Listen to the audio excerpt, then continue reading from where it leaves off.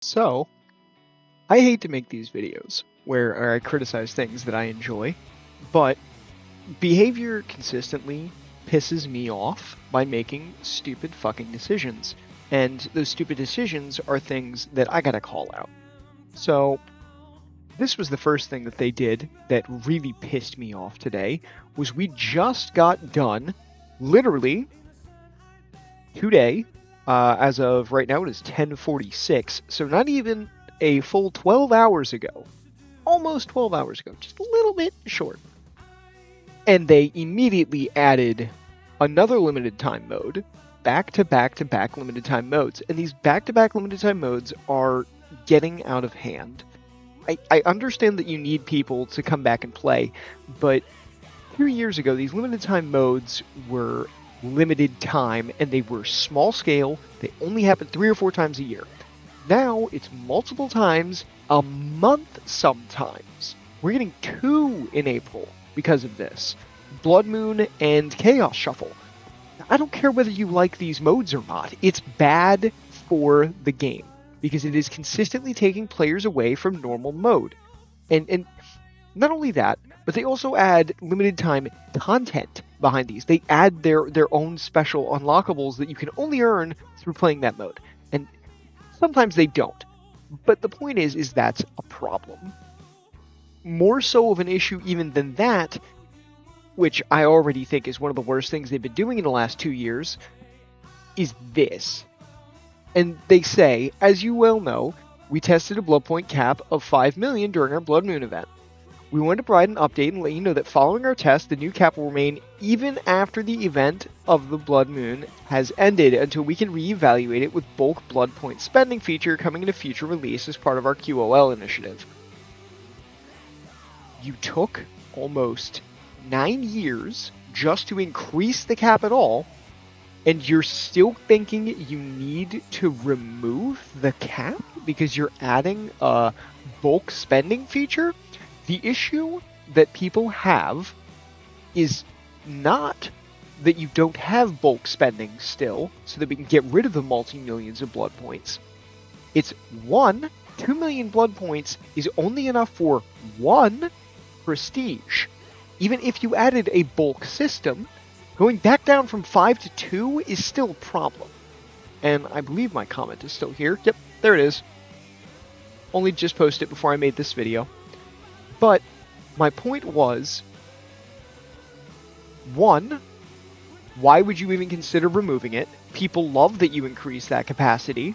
And 2, why would removing it because of bulk spending be rational? It's not. It makes no fucking sense for bulk spending to be your justification to remove it. The issue is, 1, again, bulk spending is still not in the game, and we know it's coming, maybe.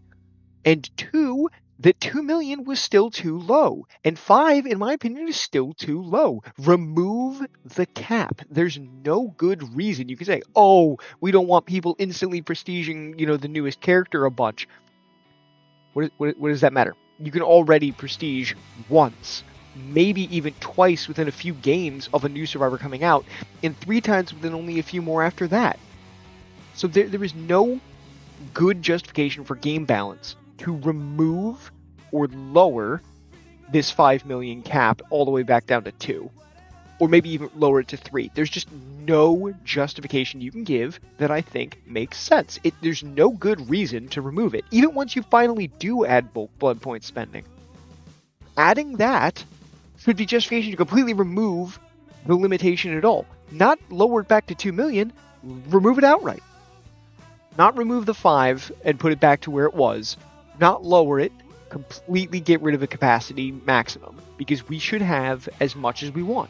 There's no reason that it should take this many blood points to prestige somebody, but also at the same time, prestiging them can only happen once in a while, because you're never going to have enough to do it 3 times in a row. And if it takes 3 times, get their perks on everybody, why is the capacity even considered to go back to 2 when you can't even do that right away? It's dumb, it's pointless, it's stupid, and it's just more of behavior doing scummy, stupid shit. And I know that this constantly puts me at odds with behavior, and there's no way they're ever going to care what I have to say. But it doesn't hurt to put this mentality out there. They've been making a lot of dumb fucking decisions. And a lot of these dumb fucking decisions have been getting worse and worse and worse over time, and we've been seeing this ramp up of bad choices and bad decisions that are just unhealthy for the game. And I know, another DVD player bitching and complaining. Oh, you don't really care about, half of the gameplay. You're a survivor main, or you're this, or you're that. It doesn't fucking matter. This is something that should impact everybody equally. Because, as I said, the modifiers and the side LTMs, that impacts regular matchmaking because it divides the already existing player base that has an issue of being divided already between killer and survivor into killer and survivor for 2 different modes, and it makes the queue times longer for both.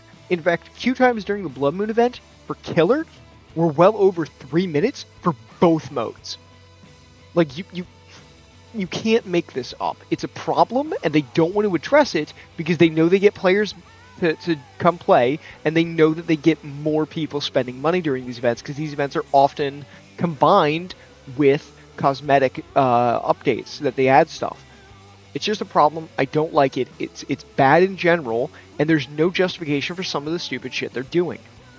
And that's saying nothing about anything like upcoming content or anything like that. This is just these very fundamental things that they're changing to the core gameplay. With that said, regardless if you agree or disagree, feel free to share your thoughts, but I think that at the end of the day, it's pretty hard to disagree with this. Y'all have a good one. Arrivederci.